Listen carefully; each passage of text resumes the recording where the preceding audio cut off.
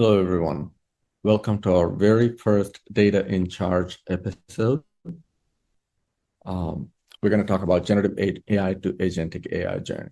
Generative AI gives answers, writes poems, creates videos and images. It's nice. But enterprises need agentic AI, and these cannot be purely probabilistic since they won't always be in a human in the middle kind of a handling. We need deterministic actions that are auditable and explainable. This needs fresh state information, quickly, and provable auditable decisions. I was reading an article on RCR Wireless last month where a senior director analyst at Gartner stated that 40% of agentic AI initiatives will most likely fail by 2027. This is an alarming note, and if enterprises dismiss it as some form of hyperbole, it would be at their own risk. Agentic AI systems need to be grounded in reality and connected to the physical world. If it is not just about digesting PDFs and support documents to provide a plausible answer, statistically speaking. The big challenges for agents is stale context and slow paths to incorporate data, the real-time data. This means either the responses are out of context or the decisions are made on outdated data. If the end-to-end system is fully probabilistic, it becomes challenging to prove or explain why a particular action occurred. So what is the missing layer? We feel it's the decisions fabric. It's more than just a data fabric. This is a layer that takes in the real-time data and within milliseconds converts the event data contextually into decisions. These decisions are made based on event data, context data, features, model scoring, and business rules, all within transactional guardrails. This keeps the entire loop within a single boundary without wasting time or losing context. In the overall stack for agentic AI, the decision fabric must be treated as a non-negotiable point that connects the agent to the real world and determinism. You can then expose the capabilities of this decision fabric as endpoints through an MCP server for the agents to use as tools within their planning. The actuators themselves don't need to be physical machinery. Even sending a text message for two-factor authentication or sending an alert to a dashboard is an action. But in fast-paced environments, the rules and models aren't one and done. They need to be continuously refined to handle false positives and false negatives. I recently read that e-commerce establishments lose 8 times the money they lose to fraud to lost opportunities because of falsely declined transactions, because the customers become disenfranchised and cart abandonment and things of that sort. This brings us to what we call as learning loop. How do we actually handle these false positives and false negatives? Okay. So what does the loop consist of? There is the transactional path as shown in the top part and the non-transaction path, which is the bottom part of the diagram.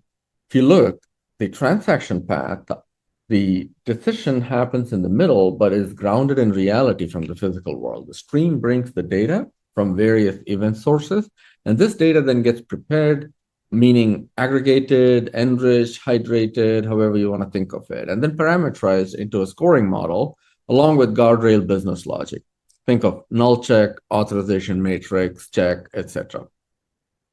Which leads to a decision, and this decision based on confidence level from the scoring can trigger autonomous action. You just cannot have human in the middle for every decision when things are happening at scale.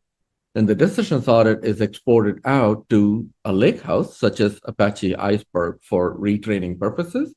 And after every retraining cycle, then it pushes the model to a registry from where the decision fabric can pull down the latest production model version to incorporate into the decisioning process. This helps them make better decisions continuously refined. Think of it as like a Kanban for or a Kaizen for decision making, right? So again, here like there are various strategies that can be followed, such as A/B testing, shadowing, or canary deployment, etc. Okay, so if you split the budget, the time budget here, we're not talking about monetary budget yet, right? So if you split the time budget into decisioning versus planning, as you can see, majority of the latency is taken in the planning because it is LLM, right? So it is going to be slow. But in the process, being able to provide that deterministic decisioning, that needs to happen very quickly. So the plan is actually relevant to current state of reality. Systems that were historically used for stream processing tend to be inadequate for the automation and autonomous nature of agentic AI. It could be part of the equation, but it cannot be all, right? So every hop in the network adds latency. So when you actually stitch together multiple technologies, every time there is a chattiness going on between these layers, it adds latency, clogs the network bandwidth, and you just can't feed the agent raw data and hope for the best. Deterministic preparation drives predictable actions, thus surfacing only the gray area events for a human in the middle mode of operations, which is a lot more scalable than having an army of humans having to intercept every decision. It becomes scalable and deterministic while actually allowing the probabilistic nature of the LLMs to still have a role. Okay.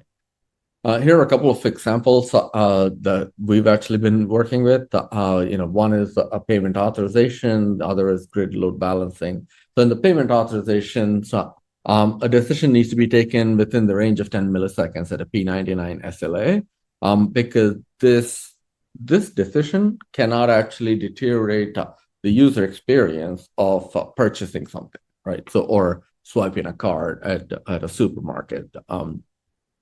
But every transaction needs to be audited, and if it needs to be traceable within a second, so you should be able to go back and pick the transaction of interest or the decision of interest, so to speak, and then be able to trace back to say, how did this happen and why did this happen? And in the case of the grid load balancing of power flow, the decision needs to be taken on a streaming basis. You get like a lot of telemetry information, such as the temperature, device health, reserve margin. All of this could actually come in and play to say, okay, what is the best segment for power distribution that I should actually route this specific unit of power through, so I can actually prevent transformer blowouts or overheated distribution segments, etc. So, but of best efforts, obviously, if something still goes awry, then the audit logs will help narrow down what decision caused the effect, and changing the decisions to feed into the learning loop can help better decisions happen next time in an automated and autonomous manner as best as possible. This can also be thought of as adaptive decision intelligence or automation. Now, one of the things that Volt does is go on a 2-week MVP decision fabric implementation to test the benefits for an enterprise. So if you want to do, like, I think of it as an explorative proof of concept, just move streams of data through a broker like Kafka and loop the data in, out, and through the decision fabric and be able to see what kind of a measurable KPI change you can observe and what that would actually translate if you go at a canary level or a full-blown production level, and what benefits would that translate to?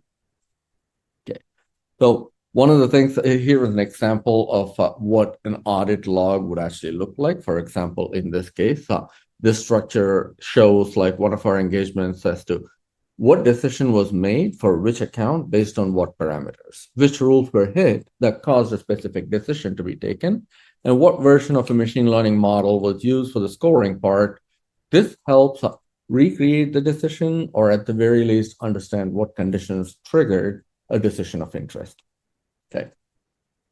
Now, let's make agents dependable, right? So how do we do that? We bring in the real-time decision fabric into the picture. So the way that you can actually engage with us is you can DM me and like you can ask for like how do we go about it, and we can chat on that, or you can actually scan this QR code.